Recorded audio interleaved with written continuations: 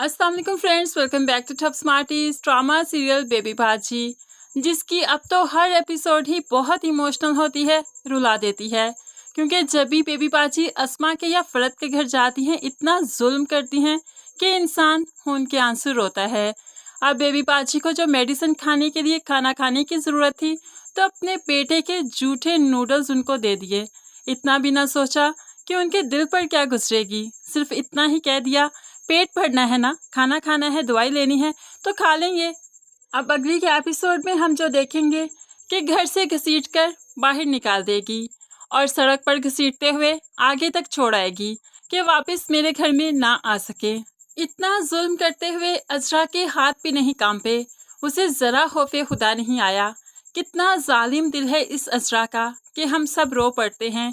यहाँ तक कि उसकी अपनी बेटी भी रो पड़ेगी कि दादी पर इतना जुल्म क्यों कर रही हैं आप। लेकिन अजरा का हौसला है कि डगमगाता ही नहीं। लेकिन फिर खुदा की लाठी भी तो बेआवाज़ है। पहले जब अभी इसने सोचा ही था कि बेबी बाजी को वासिफ के घर छोड़ दूं, तभी जमाल को कारोबार में नुकसान होना शुरू हो गया था कि अजरा ने फिर अपने पास से 3 लाख रुपए जमाल को दिए तो उसका कारोबार स्टार्ट हुआ था। अब यहाँ पर दोबारा कारोबार में नुकसान होता ही जाएगा। अब जमाल के पास जो माल पड़ा है वो पड़े पड़े ही इतना पुराना ओल्ड फैशन हो जाएगा कि लोग उसे खरीदना ही नहीं चाहेंगे। अब वो चाहता है कि वो माल ज़ाया भी ना हो, बिक भी जाए। तभी तो वो वलीद को लाहौर में वो माल भिजवा देता है, तो वलीद उसी माल को अच्छे दामों में बेच देता है। जबकि जमाल यहाँ पर उधार लेकर नया माल डालेगा, लेकिन वो भी ऐसे ही बगैर बिके ही पड़ा रहेगा। अब अजरा का ख्वाब है नया घर लेना, उसे सजाना, लेकिन आहिस्ता ही आहिस्ता जमाल के कारोबार में इतना नुकसान होता जाएगा कि नया घर तो लेना दूर की बात, इस घर का किराया भी नहीं दे सकेगी। जमाल तो बिल्कुल घर बैठ जाएगा, दुकान बिल्कुल ख़त्म हो जाएगी। तभी अजरा गुलशन के पास जाएगी, जो मैंने जेवर रखवाया था वो दे दो, क्योंकि हमारे पास घर का किराया देने के भी पैसे नहीं, तो थोड़ा बहुत कारोबार ही जमाल शुरू कर लेंगे, हम लोग किराए पर घर ही ले लेंगे, मुझे वो जेवर चाहिए। लेकिन यहाँ पर गुलशन जो अजरा की सहेली है वाह बेला मचा देती है, अरे अजरा मेरी तो चोरी हो गई, मैं तो लुट गई, बर्बाद होगी, सब कुछ मेरा चला गया और तुम्हारा जेवर भी। अब इस गुलशन ने भी तो अजरा को धोखा दे दिया और अजरा है कि किसी से कुछ नहीं कह सकती। किससे कहे, अपनी सास से या फिर जमाल से, कि जो जेवर चोरी किया था गुलशन दे नहीं रही। अब ऐसे ही तो ऐसा माल जाया करता है। अजरा बिल्कुल खाली हाथ हो गई।